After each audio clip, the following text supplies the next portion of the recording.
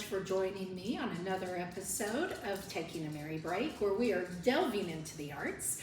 And I have Adrian Amiro-Wilson with us today, who is a phenomenal artist in more ways than one. It's hard for her to brag on herself, so I'm giving her a little encouragement here. It's all good. So you're in my tribe, you're good. And she's a great artist where she paints, where she draws. In fact, she's going to be drawing today while we talk. And at the end, she's going to show what she came up with. So I'm super excited about that. But what I really want to do today is first let's start and let's hear just a little bit about you, something that you want to tell the audience, and we will just dive in from there. Hi, I'm Adrian. I paint with watercolors and ink, and I make jewelry sometimes for films and editorials and stuff, and it's been an interesting adventure. I love that. I love it. And she's just making it sound so serene. I absolutely love it. But anytime I start with somebody from the arts, because there's so many talented artists in Amarillo in every single genre, I love to get where their passion started, what really ignited that fuel, and if we can help somebody with that. So kind of tell me how you got into that and your passion. So it's kind of interesting. When I was in college, I was going to be an English teacher. Oh. So I started taking like some of those really upper level English courses where you have to write like 10-page papers, and my ridiculous self decided to do like 4 of those classes in one semester. And so I decided to take a watercolor class because I had this book by Neil Gaiman, and all of the watercolors were done by Yoshitaka Amano. It was called The Dream Hunters, and they were the most beautiful things I'd ever seen. And so I was like, well, I want to play like that, and maybe it'll de-stress. I ended up getting completely obsessed with it to where I painted every night. I turn on one of my little favorite vampire movies and just paint, and like it just took over. So my professor, Pam Price, who passed away a couple of years ago, she took me in her office and was like, Adrian, you need to switch your major. Mind you, this was my junior year of college. So cool. I was about to graduate, and she's like, you need to switch your major. Like, you're so into this and you're so like doing this, like you need to do art. And I had like this like, you know, existential college crisis, because there's many different existential crises you'll have in Yes, life. there is. Yes, there is. And so I did. I switched my major, and then she would put up with me like every semester, at least 2 times, crying in her office. What am I doing? It's not like I'm going to be an artist. Nobody does that. I totally do that. It's a thing. And while I was in college, my uncle passed away. Oh. And there had been this jewelry trunk. My nanny, when I was a kid, covered this entire trunk in like costume jewelry from the 50s, 60s, and 70s. And it was like the most magical thing I'd ever seen, and I thought it was a treasure chest. Well, when we moved to Texas, my aunt had stripped all of the jewelry stuff off of it, and so it was just a regular trunk. Well, after my uncle passed away, she showed up to my apartment and handed me all of these broken bits and stuff of the jewelry from the trunk and was like, you're an artist, do something with these. And that's how I started making jewelry. Okay, that is amazing. Now, Yeah. we'll talk about each one, because you have more than one artistic talent. Not playing this girl in Pictionary. So anyway, but I love your jewelry kind of journey, to say, and I would really like it if you would tell me a special moment, or were there several moments where you knew you were in the right place, and maybe someone you got to meet or someone you got to work for? I've done some pretty fantastical things. There was the time I went to Ireland to interview with Game of Thrones. Oh my gosh, Game of Thrones, for the girl. costume, yeah, for the costume department. I actually have a bag of fabric from the set, so I have like some of Tyrion's waistcoat and some of Cersei's like scarf. Yes, it was really awesome. Okay. So Ireland's the most beautiful place I've ever been, and it's magical. I got to do an entire character on Austin and Ally because my friend Hannah messaged me one day with Hannah Cat Jones sent me this little preview for Austin and Allie. My kids were not old enough. I had no idea the show even existed. And I was like, that's cool, Hannah, what am I watching? And she's like, well, Adrian, you're watching the show I'm about to be on and you're gonna do all my jewelry. And that was super fun. I mean, that's a dream. There was this one time when I was in LA with Hannah, and we were literally doing, because we were doing like these like heavy editorial pictures and stuff like that, and we were driving around Beverly Hills in front of like all of these like gardens and houses and like weird things, but she would like get dressed in the car and stuff, and like we spent hours on her makeup, but then when we got her, and then like she had this crazy crown that I made with like all these flowers and these like jewels hanging down, and she's like crossing the street holding it, and she's like, it was kind of lopsided, she's like, you're lucky I love you. That's like, amazing. Oh my God. We had the best day. We just drove around and was like, ooh, that place looks pretty. We'll do this in front of this hedge. That's awesome. Yeah. That's awesome. When we talk about jewelry, there's a lot of different kinds of jewelry. So is there a certain type or theme or that you go for? Typically do kind of over the top theatrical because I use them for films. Like I got to do earrings for Lady Gaga in American Horror Story. Oh my gosh. You were totally waiting for that one. I was. I know. I My knew. sister loves. I was like, Yeah. name drop it. Okay. I don't like doing that. It feels weird. I know. I've made jewelry for Brooke Shields. She used to call me on the phone all the time and call me Peaches. That was like my nickname. Yeah, it was pretty cute. So Yeah. yeah. Okay. I hadn't heard that one. I have. There's lots. That's amazing. But really, it's just because. Is it earrings? Is it I do necklaces? earrings, Is it rings? necklaces, crazy hand pieces. When I did New York Fashion Week, I made entire outfits out of filigree and jewels and stuff.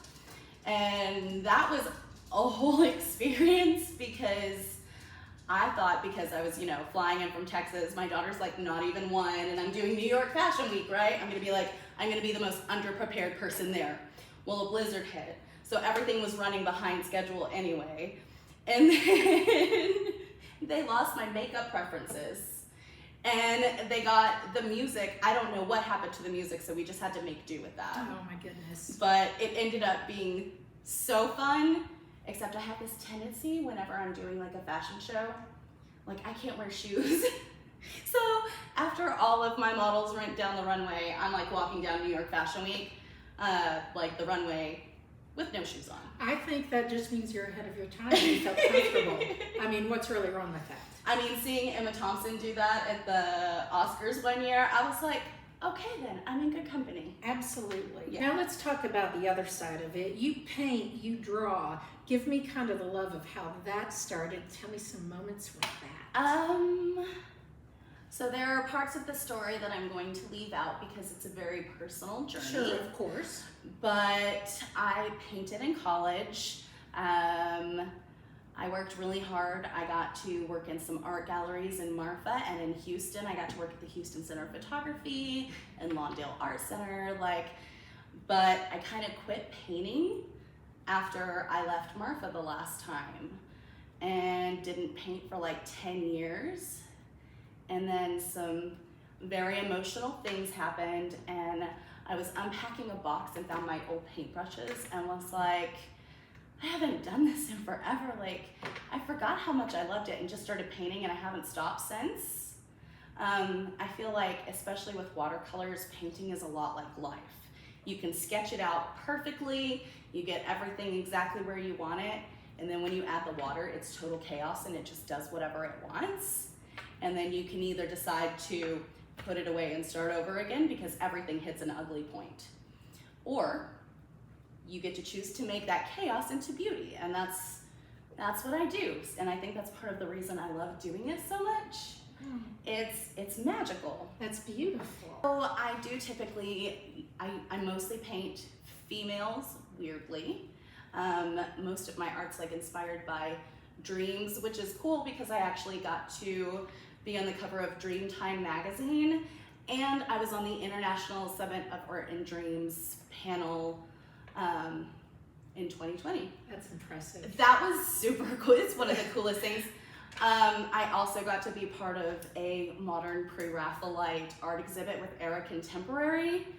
And what's bad is, as an artist, I'm really good at like this stuff, like the creative stuff.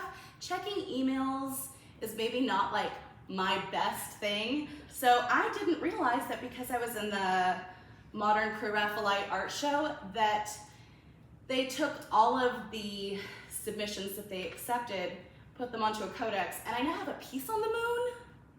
Like, I have a piece on the moon. You have a piece on I have a piece on the moon. Okay, no, wait. We Yeah, have like to go back for just a digitally second. have a piece on the moon. Okay, you got to Yeah. talk about this. David Bowie would be proud. Yes, he would. Okay. I'm very proud right now. So, Yeah. Okay, so tell me about this. So the Pre-Raphaelites are my favorite artistic movement. Anyone who has ever talked to me, you guys know. Like, it's a thing. Yes. The Pre-Raphaelites, it's what I call the magic circle of creativity, where like music and literature and art all just kept inspiring each other in this like magical circle of like brilliance. And it's always like all the flowers have symbolism in the paintings, and it's always like The Lady of Shalott is my favorite poem ever. And she was also an artist. She made tapestries, and I really related to her, which is why I named my jewelry line Shalottlilly, because it's the Lady of Shalott, and then the first thing other than Lancelot that she got to see with her own eyes instead of viewing it through the mirror. So, yeah. So I got made fun of a lot in college because of my obsession with Pre-Raphaelite paintings. And when I first moved to Amarillo, and this doesn't happen very often, they were doing an artist call for modern Pre-Raphaelite art. And it was like the one show, I mean, there was no way I wasn't gonna enter this show. And this was before Pam Price had passed away too. Wow. And she was so proud of me when I got accepted, but during the submission call, I had my kids. And so I wasn't able to submit until the day after it was supposed to be over. And I emailed the lady at Era Contemporary, and I was like, look, these are my favorite paintings on the planet. They're like everything. I had some stuff going on. May I please go ahead and submit? And she's like, I can tell just from the email that this really matters to you. Absolutely. She's like, just get it to me today. And I did, but I didn't actually think I was gonna get accepted, but then I got accepted. Wow. And this gallery is in Philadelphia, and it is absolutely amazing. And being part of that show was like very fulfilling. Like, I got to be part of something, like I'm on the same level as like some of my favorite artists. Like, I'm classified as a modern Pre-Raphaelite artist. That's amazing. Like, it's pretty cool. But they digitally uploaded everything from that show. They do it from a lot of their shows that they do up there. And they download it onto a codex, and it goes on the little satellites that go to the moon. So I actually do have a piece on the moon. That's incredible. When I was in school, they called me Adrian the Alien, and now I feel like that's really appropriate. I mean, it's right? amazing. It's like, darn right, I'm an alien. That's amazing. Yeah. Oh my gosh. I just absolutely love that. So let's talk about, let's go back to not just your drawings, but back to your jewelry as well. Are there any projects that you've done recently that you're excited about, or? I have this friend who is a photographer in Austin, and we have always been able to make the most amazing work together. Like, she's my soul sister, my artistic soul sister. Her name is Candace Guy. Anyway, she offered me to do jewelry for the lead actress of The Chosen, who plays Mary Magdalene. So yes, and who was Lilith. Yes. And there's now Mary. Yes. Yes. I got to do that. I'm pretty excited about that, actually. Yes, she is amazing and gorgeous. She is so stunning. Like, honestly, she looks like a Pre-Raphaelite painting. She does, and the behind the scenes photos that Candace sent me were beyond phenomenal, but you guys have to wait. Yeah, we'll wait. But they're magic, but Candace is always magic. I love that. I'm actually going up to Austin on the 8th, and I will be doing another shoot with Candace, with Christabel from Twin Peaks, who is one of the most beautiful and kind human beings I've ever met in my life. I love that. I've gotten to do editorials with her before Twin Peaks: The Return came out, and I'm really excited to get to work with her again next week. It's incredible. I know. What a dream. It kind of is. It's dreamy. And what's weird is when I moved here, my ex-husband had these amazing grandparents, Nana and Papa. They were like the most beautiful people. I did not end up taking the job with Game of Thrones so that I could take care of Nana while she was on hospice. Oh, wow. And then Papa got sick like the next year, and so I took care of him while he was on hospice also. Sure. I wouldn't change a second of it. It was like the good, the bad, the ugly, but they were the most phenomenal human beings ever. But I kind of quit making jewelry after that. Aww. And when I moved to Amarillo, like, I just thought this part of my life was over, and it turns out it's not. And now I'm like right back at it again. It's incredible. Life is a strange, magical journey. It really It is. is. It's an adventure. And it's like you will be put in a place where it seems like even if you stop for a little bit, it's like, that's not your purpose. Come back. It's Come back. funny. This is where you are. The way things happen, it just kind of turns into magic. I don't know. Like you do. Like you always know you're in the right place at the right time. Like because the universe just lets you know. It does. And you do. And I know you're not currently doing anything, but you will in the future. I know that you're big in some advocacy work too. Yes. And this very much shows the heart that you have, and that you promote for good, and you do good things. What are some advocacy programs that you have done in the past, and what did you do in order to help them? Well, while I was here in Amarillo, we did do a banned book reading at 806. Oh. This was actually last year, because Texas and books, and you really shouldn't ban books. Like, No. how are you gonna, that's what the Nazis did. Like, how are you, I'm sorry, I probably shouldn't I say agree. that. You're okay. How are you not going to learn from past mistakes if you can't read things? Because if you don't learn from them, I agree. You're going to keep making them. Agreed. Like, nobody's going to learn or be able to make up their own mind about things without having the option. The good, bad, or ugly. The good, bad, and the ugly. Like, you need all of it in order to, like, be human. Yes. And make better choices. And learn from our mistakes. And learn from our mistakes. I did the Twist Off Cancer, which was a really beautiful project when I was in Austin, where survivors of cancer get put in contact with artists. So the woman that I had was a breast cancer survivor, and she was still in remission. But I got to hear her story over several phone calls, and then do a painting based off of her story, and then they auctioned that off to benefit cancer research. That's beautiful. It was one of the most magical things that I got to be a part I of. love that. And one of the things I'm really looking forward to getting into now is battered women, Oh. and like it's a problem. It is a problem, and there's not just one kind. There's many. There's all different, verbal, mental, I know. physical, and the list goes on. and Yeah. there's not a lot of. I mean, there are some great places that help, but I feel like it's one of those things, and especially like women kind of tend to keep it to themselves. Of course. And trying to give that a voice, I feel like, is on my top priority. Yes, list and right I now. can definitely give you some great resources.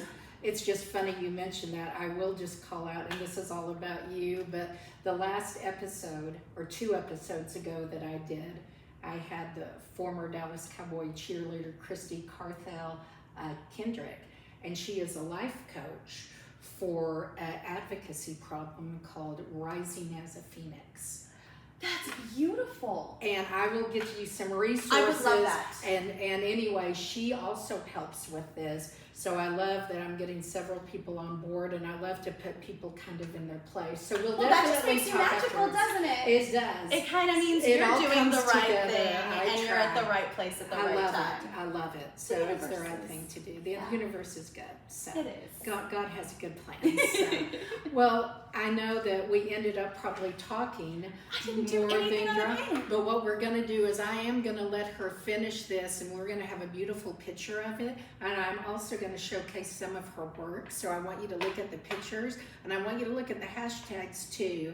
And I tell you, it has just been, it's been magical that we've been here. That's my our favorite word. That's our word. But I will tell you, and I know you agree with this, on every single episode, I always say, no matter what you do, be kind.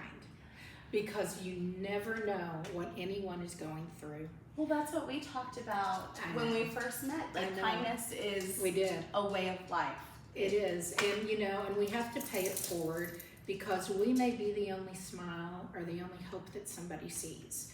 And so, and it's magical that not only you have a talent, but you're sharing that love you have in your heart, that passion in your heart to help people, and I thank you for that.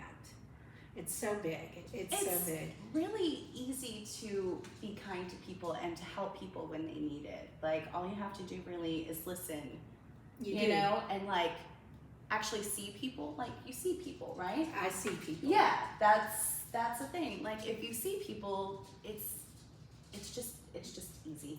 I agree. Yeah. I agree. So keep that in. By the way, you're in my tribe now, and I always say that. I hope you think you're don't so mind. wonderful. Oh my gosh. Meeting you at the Amarillo Film Institute thing was like everything. It was so incredible. Yes. Wasn't that fun? It really was. Shout out to the Amarillo Film Society. Kate Hi, McSween is Kate. awesome. Okay. So anyway, we love her. So, but I do thank you. And why don't you tell everyone bye?